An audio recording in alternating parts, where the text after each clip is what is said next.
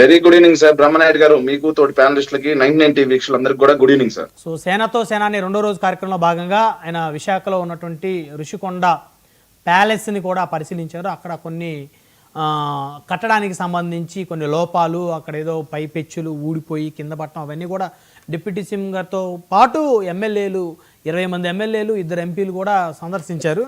So ఏంటి శేఖర్ రెడ్డి గారు? Sir, ముందుగా జగన్మోహన్ రెడ్డి గారు ఏదైనా బిల్డింగ్ కట్టుకున్నా లేదా ప్రభుత్వ బిల్డింగ్ కట్టించినా అది ప్యాలెస్ అయిపోద్ది. 4 ఎకరాల్లో చంద్రబాబు కట్టుకుంటున్నాడు సార్, 5 ఎకరాల్లో అది పూరి గుడిసా. మీడియా వాళ్ళు కూడా మాట్లాడడం చాలా తప్పు సార్. ఇది మీరు ప్యాలెస్ అనే ఓటింగ్ వెనక్కి తీసుకోండి దయచేసి, ఎందుకంటే ప్రభుత్వ భవనం అది. సరే, ఋషికొండ ప్రభుత్వ భవనం అందామా? ఎందుకంటే సార్ వాళ్ళు అలా ట్రాప్ చేశారు. ఈ అంశంలో జగన్మోహన్ రెడ్డి గారి ఇల్లు తాడేపల్లిలో 1 ఎకరాలో ఉంటుందండి, ఆఫీస్ తో కలిపి. అది ప్యాలెస్ అయిపోయింది. చంద్రబాబు నాయుడు గారు ఈ రోజు ఇల్లు ఎన్ని ఎకరాల్లో కట్టుకుంటున్నాడు సార్? పూరి గుడిసె అయిపోయింది. కరకట్ట మీద ఉండే ఇల్లు ఎన్ని ఎకరాల్లో ఉందండి? జూబ్లీస్ లో ఉండే ఇల్లు ఎలా ఉందండి? ఈ రోజు కుప్పంలో కట్టుకున్న ఇల్లు ఎలా ఉందండి? అవన్నీ పూరి గుడిసెలు అయిపోయినాయి. జగన్మోహన్ రెడ్డి గారు కట్టుకుంటే ప్యాలెస్. జగన్మోహన్ రెడ్డి గారి కన్నా అత్యంత విస్తీర్ణంలో, అత్యంత అంగరంగ వైభవంగా సుందరంగా కట్టుకుంటే మాత్రం అవి పూరి గుడిసెలు. కర్మ సార్, ఇది వైఎస్ఆర్ కాంగ్రెస్ పార్టీ వల్ల మేము పడాల్సి వస్తా ఉంది అందరూ అంటా ఉంటే. ఎస్, సారీ సార్, ఏమనుకోవద్దు దయచేసి, మిమ్మల్ని ఏదో నేను అడిగానని. ఎస్, ఒక మాట చెబుతున్నాను సార్. సుగాలి ప్రీతి హత్య ఎప్పుడు జరిగింది సార్? 2017లో జరిగిందండి.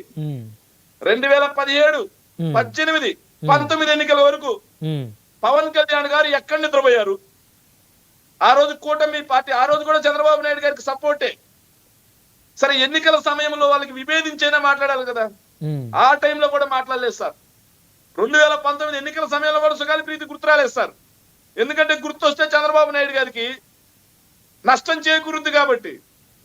2019లో ఓడిపోయిన తర్వాత సుగాలి ప్రీతి అనే అంశం రాజకీయ వస్తువు అయిపోయింది. ఆయనకి రాజకీయ ఉపయోగకరమైనటువంటి వస్తువు అయిపోయింది.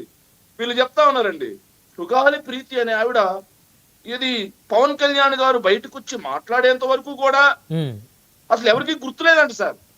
ఆయన బయటకు వచ్చి మాట్లాడింది ఎప్పుడు సార్? మొట్టమొదటిసారిగా మాట్లాడిన అంశం చూస్తున్నా, కవాతు చేసిన అంశం కాదు. మాట్లాడిందే 2019 డిసెంబర్. కానీ ఆ అమ్మాయి హత్య మీద ఎంక్వైరీకి జగన్మోహన్ రెడ్డి గారు ఆదేశించింది ఎప్పుడో తెలుసా అండి? 2019 అక్టోబర్. 2 నెలల ముందే జగన్మోహన్ రెడ్డి గారి విచారణకి ఆదేశించారు. ఆదేశించడమే కాకుండా ఆ తక్షణ ఏదైతే ప్రభుత్వం ఇవ్వాల్సినటువంటి హ్యుమానిటీ గ్రౌండ్స్ లో వాళ్ళకి 5 ఎకరాల భూమి, 5 సెంట్ల ఇళ్ల స్థలం, 8 లక్షల నగదు, వాళ్ళ భర్తకి ఏదైతే సుగాలి ప్రీతి వాళ్ళ నాన్నకి ఏదైతే ప్రభుత్వ ఉద్యోగం ఇవ్వడం జరిగింది. ఆవిడ కోరిక మేరకే, సుగాలి ప్రీతి వాళ్ళ తల్లి పార్వతీదేవి కోరిక మేరకే సిబిఐకి అప్పచెప్పాం మేము. ఇన్ని చేస్తే రాజకీయ అంశంగా వాడుకొని ప్రభుత్వం ఆ రోజు అన్ని సహాయాలు చేసిన, జగన్మోహన్ రెడ్డి గారు ఆవిడ తల్లి కోరిక మేరకే చేసిన దాన్ని రాజకీయ వస్తువుగా పెట్టుకొని సుగాలి ప్రీతి ఒక్క నిమిషం టైం ఇస్తారా? సుగాలి ప్రీతి అంశం మీద ఆయన ఒక నోట్ కూడా రిలీజ్ చేశారు పవన్ కళ్యాణ్ గారు. జనసేన పార్టీ అఫీషియల్ పేజ్ లో కూడా ఆయన ఒక వివరణ ఇచ్చారు. అది నేను చదివి వినిపించిన తర్వాత దాని మీద మీరు మాట్లాడారు.